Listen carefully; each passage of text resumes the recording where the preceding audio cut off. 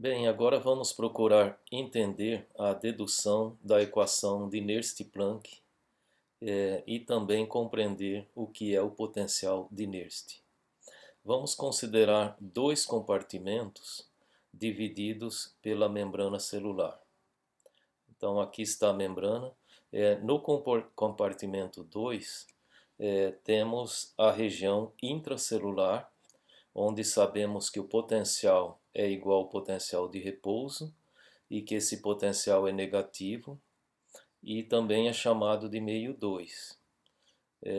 Aqui está o lado extracelular da célula, onde nós temos o potencial igual a zero.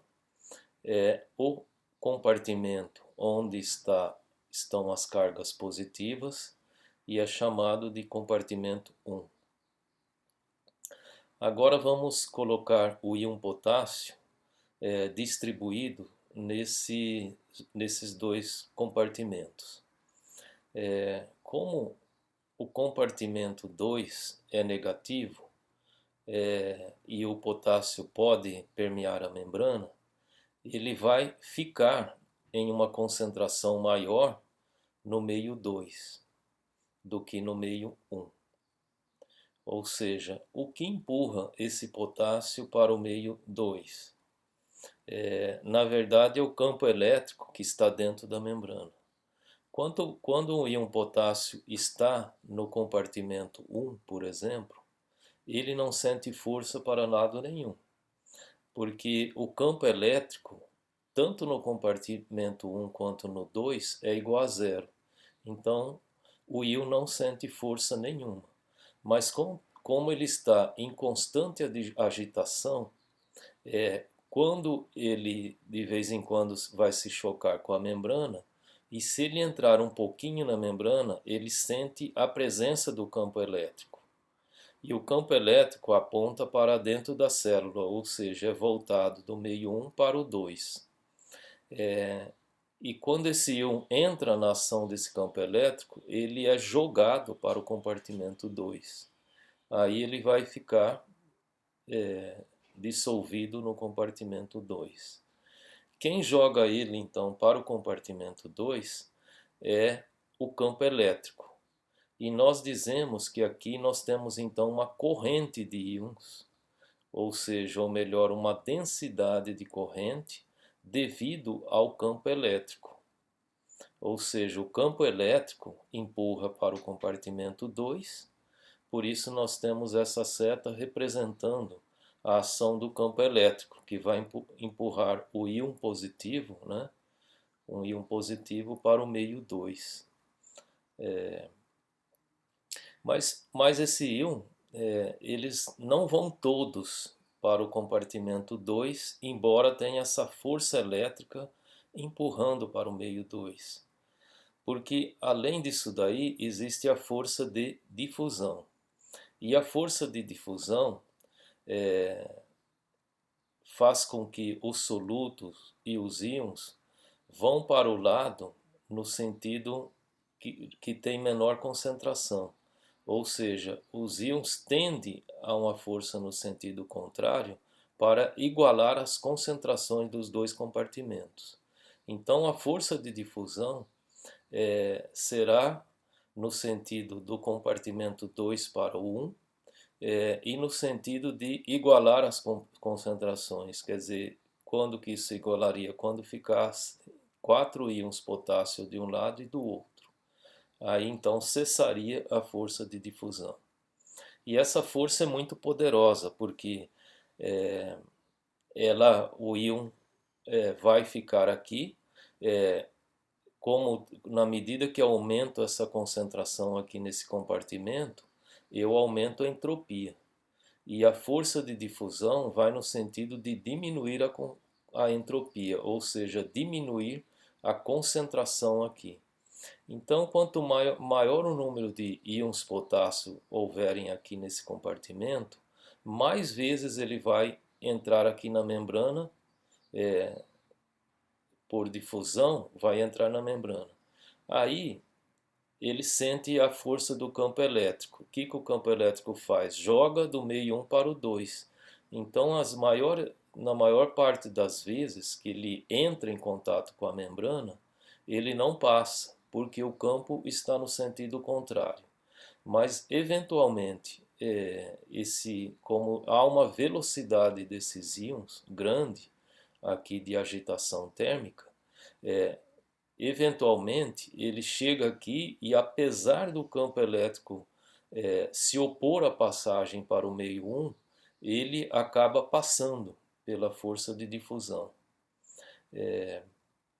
E assim existe essa força de difusão, quer dizer, uma corrente, porque sempre que um íon desloca, tendo carga, isso é um deslocamento de carga, isso representa uma corrente, ou melhor, uma densidade de corrente. Então, esse vetor aqui, JD, representa a densidade de corrente elétrica devido à difusão. E esses dois vetores, na verdade, são iguais, porque o potencial de repouso se mantém constante. E para esse potencial se manter constante, é preciso que a quantidade de íons que passa do 1 para o 2 seja igual à que vai do 2 para o 1. De modo que no equilíbrio, quando o potencial de repouso fica constante, a densidade de corrente JE tem que ser igual a JD. E a densidade de corrente resultante fica igual a zero. Isso é chamado de equilíbrio de Donan. Bem, agora vamos examinar e calcular JE. JE, como vimos, é a densidade de corrente devido ao campo elétrico. É uma corrente que vai do meio 1 para o 2. Então, essa densidade de corrente elétrica é proporcional a quê? Primeiro, ela é proporcional à força elétrica. Ou seja, quando o íon chega na membrana, depende da intensidade, da magnitude da força elétrica que ocorre dentro da membrana. E essa força elétrica é proporcional ao campo elétrico, porque nós vimos que a força elétrica sobre um íon I, no caso a gente considerou o potássio, mas poderia ser o sódio, poderia ser o cloro, que é uma carga negativa.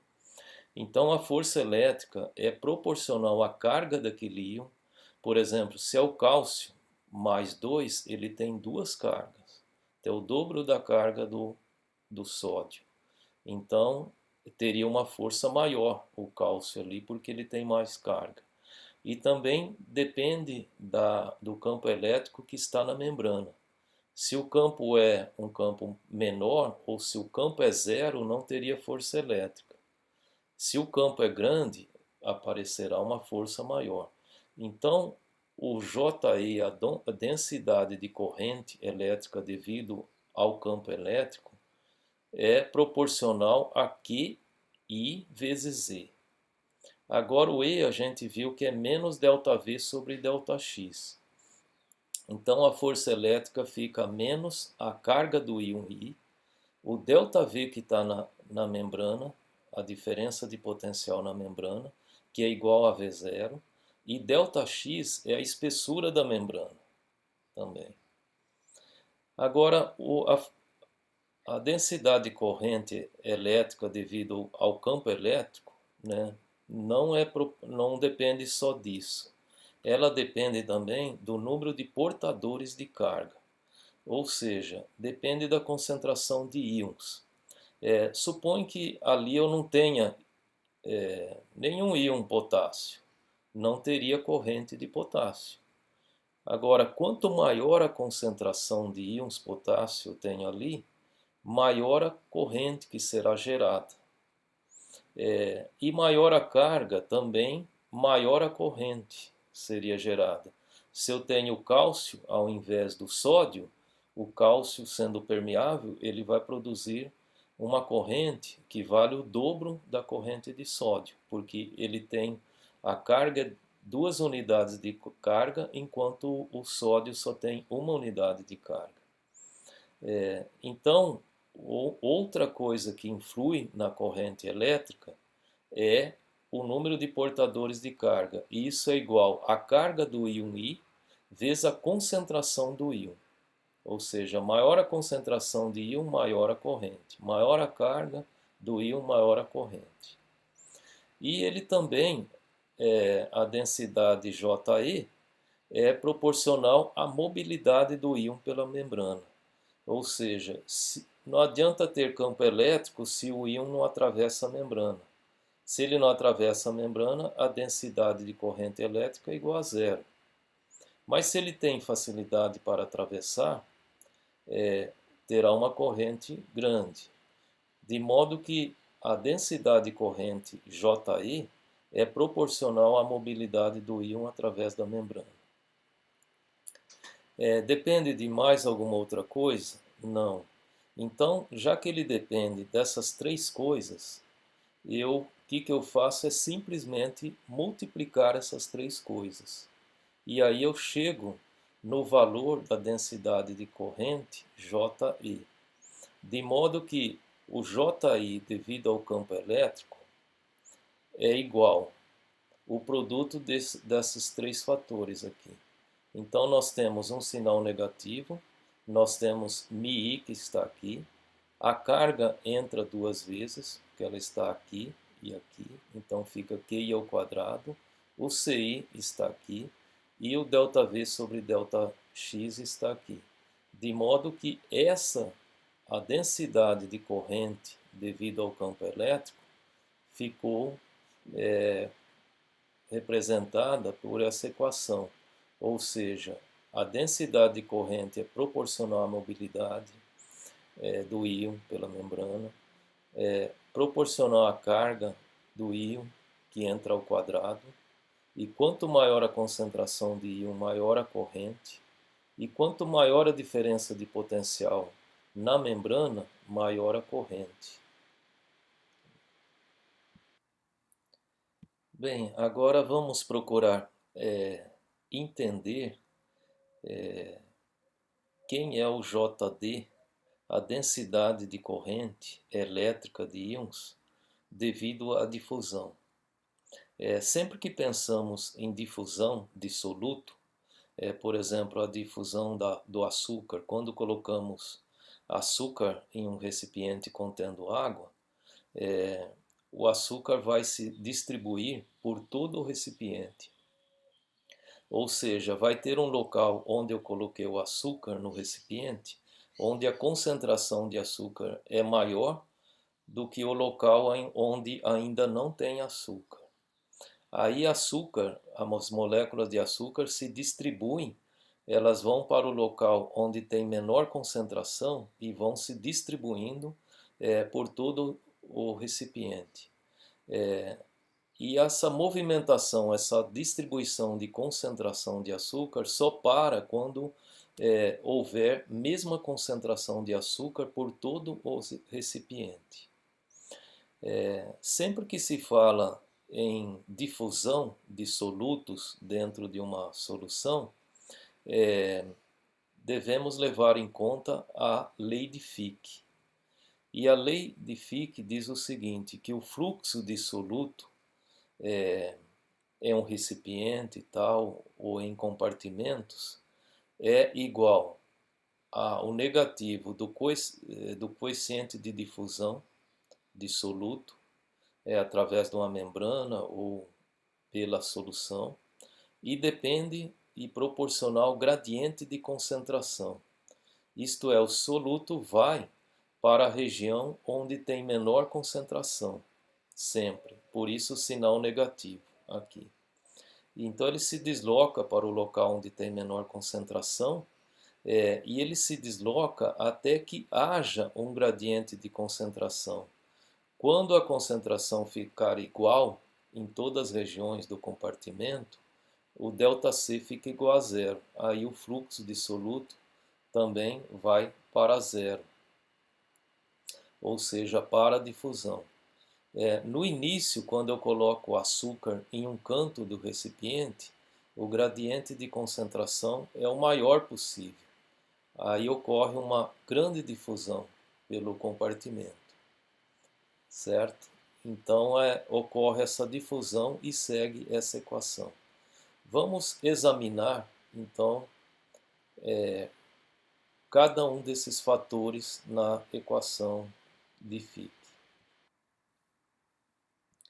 Assim, vamos verificar como eu poderia medir o fluxo de soluto através da membrana. Eu posso computar isso medindo a quantidade em gramas de soluto que passou por metro quadrado e por segundo. Então isso me daria o fluxo, ou seja, eu vejo quantos gramas de soluto passou em 1 metro quadrado de membrana e em 1 segundo. A constante de difusão é dada por metro quadrado por segundo, nós vamos ver por que mais adiante. E aqui é o gradiente de concentração. Como que eu mediria isso? Já que eu estou medindo o fluxo em gramas, eu posso medir concentração em gramas por metro cúbico. Quer dizer, se eu tenho lá, eu quero a concentração que eu tenho nesse compartimento, eu meço lá quantos gramas eu tenho por metro cúbico do volume lá do compartimento. E o ΔX, que é a espessura da membrana, se eu estou considerando as minhas medidas em metro, eu considero também o ΔX em metro. Então ficaria gramas por metro cúbico vezes metro, ou seja, gramas por metro à quarta potência. Assim aqui eu vejo, aqui nós temos a equação de Fick, conforme eu falei, o fluxo pode ser dado em gramas por metro quadrado por segundo. Aqui eu tenho gramas por metro à quarta, que é o gradiente de concentração. Então veja que a constante de difusão D tem que ser em metro quadrado por segundo para dimensionalizar corretamente a equação. Porque olha, se eu tenho gramas desse lado, eu tenho que ter grama no outro membro da equação. Aqui eu tenho metro quadrado embaixo, mas aqui eu tenho metro quadrado, metro à quarta embaixo. Então, se eu tiver metro quadrado aqui, fica como igual do outro membro, porque metro quadrado corta com metro à quarta, e aí fica metro quadrado embaixo. Desse lado eu tenho segundo embaixo e do outro lado tenho segundo embaixo. De modo que essa equação ficou corretamente dimensionalizada. Bem, a equação também estaria corretamente dimensionalizada em termos de unidades de medida se eu, ao invés de grama, eu colocasse quilogramas. Mas aí aqui eu poderia colocar quilogramas dos dois lados. Aí eu teria a equação também balanceada em termos de unidade de medida. Ou seja, eu poderia também medir o fluxo através de quilogramas do soluto que passa por metro quadrado por segundo. Mas desde que aqui desse outro lado também entraria quilogramas. Então eu teria que medir a concentração em quilogramas do soluto por metro cúbico da solução. De modo que eu tenho que ficar atento ao que está de um lado e de outro da equação. Então, dessa forma, eu poderia também representar esse grama de soluto e converter em número de íons. Vamos supor que eu esteja analisando o potássio. Então, ao invés de colocar 1 grama do íon potássio, eu vejo quantos íons tem em 1 grama e expresso isso aí em número de íons. De modo que se eu colocar número de íons desse lado e desse lado da equação, eu não altero também a expressão. De modo que eu posso pôr número de íons aqui por metro quadrado por segundo. E a concentração também vou expressar em número de íons por metro cúbico. E outra coisa, se eu multiplicar ambos os membros dessa equação pela carga QI, eu também não altero a equação.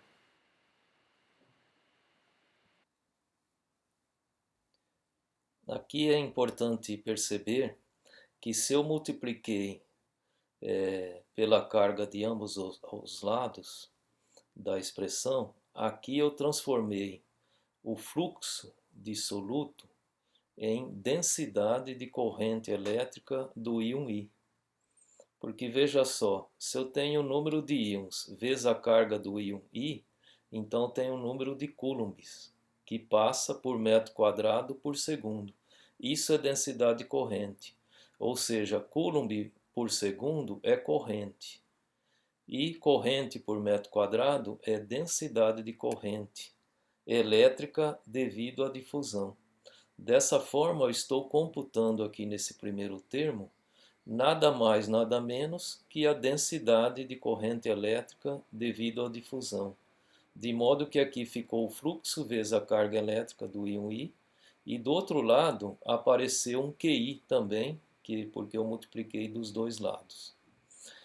De modo que aqui no primeiro termo nós temos a densidade de corrente elétrica do íon I devido à difusão, e aqui então vai ser igual a menos DI, QI, e vezes o gradiente de concentração do íon I.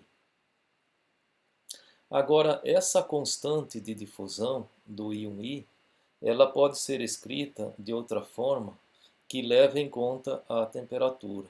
A constante de difusão ela é igual a uma outra constante, a constante de mobilidade, vezes kT, que é a energia térmica, onde K é a constante de Boltzmann e T é a temperatura.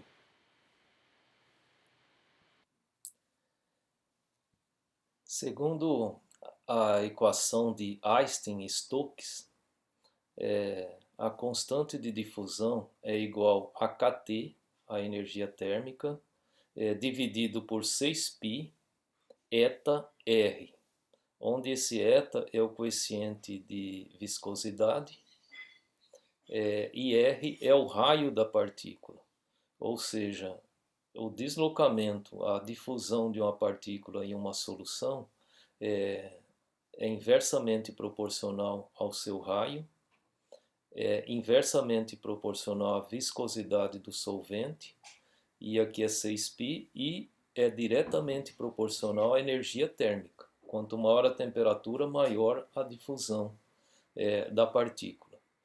Então, você vê aqui que a constante de difusão é proporcional a kT. E esse μi, então a constante de mobilidade, é igual a 1 sobre 6π eta R. Ou seja, eu posso escrever a constante de difusão como μi vezes kT. Substituindo aqui na equação, então ficamos com a forma final para calcular a densidade de corrente elétrica devido ao íon I e devido à difusão. Ela é igual a menos μi kT QI e vezes o gradiente de concentração.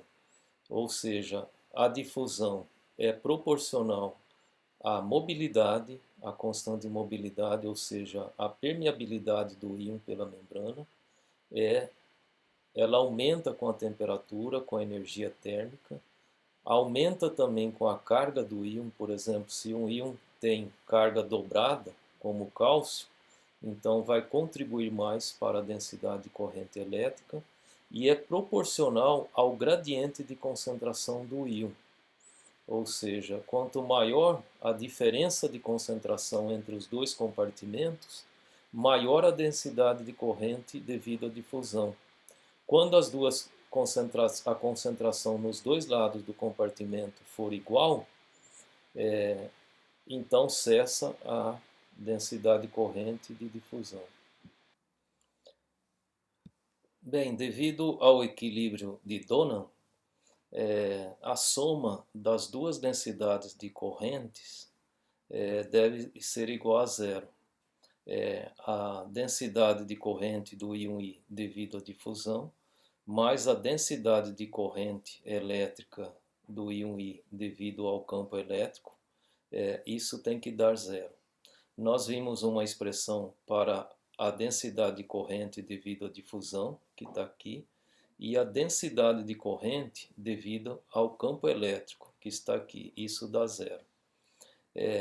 Então, nós temos aqui uma equação completa, e essa é a equação de Nernst-Planck, certo? Como aparece em termos nos dois membros aqui dessa equação, eu posso colocar alguns termos em evidência. Por exemplo, μi, e a carga está nos dois, eu posso colocar aqui multiplicando por esses dois termos. Até o ΔX também pode ser colocado em evidência e vir aqui para baixo ficaria μi QI sobre ΔX em evidência. Agora, esse termo μi é uma constante que não poderia ser zero, a carga não poderia ser zero e ΔX seria a espessura da membrana que não poderia ser zero. Então o termo que fica entre o parênteses tem que ser igual a zero para que ocorra, satisfaça essa equação, essa igualdade. De modo que então Kt vezes ΔCi é igual a menos QI CI ΔV. Bem, nesta equação eu substituí o ΔCi por dCi, que é um diferencial de Ci. E aqui ΔV eu substituí por dV, que é um diferencial de potencial elétrico. Ao fazer isso, eu não altero essa equação. E essa equação aqui é uma equação diferencial cuja solução é uma outra equação. E essa aqui é a solução dessa equação aqui, tem essa solução aqui, que é chamado o potencial de Nernst.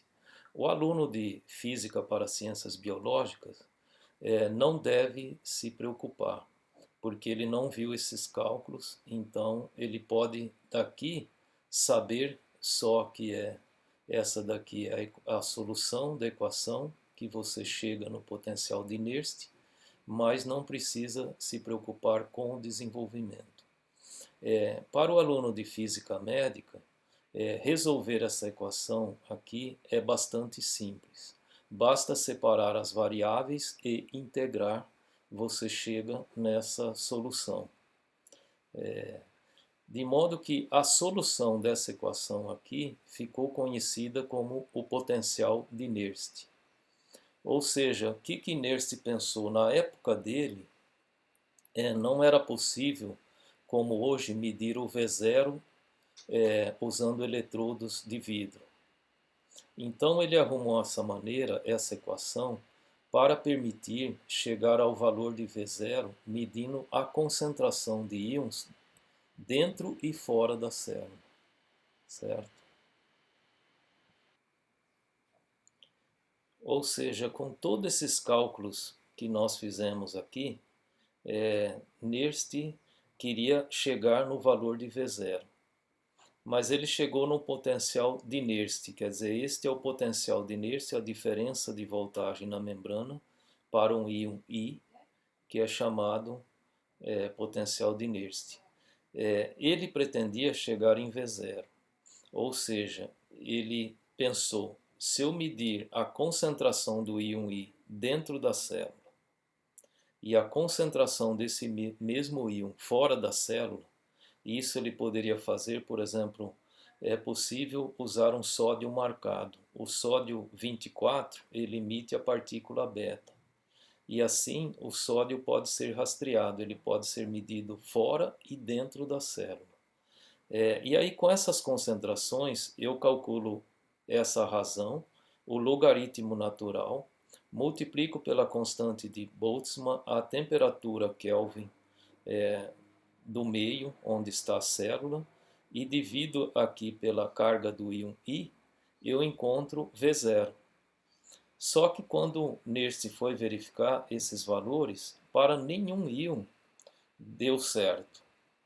Porque nesses cálculos a gente supôs que cada íon estivesse livre, que poderia ir de um lado para outro livremente, se deslocar de um lado para outro livremente. Mas isso para a célula não existe, porque para todos esses íons ocorre transporte ativo. E se ocorre transporte ativo, é porque tem uma bombas iônicas que não deixam o íon livre. De modo que não funcionou para determinar V0. No entanto, esse potencial o cálculo desse potencial é extremamente útil e interessante, como vocês verão.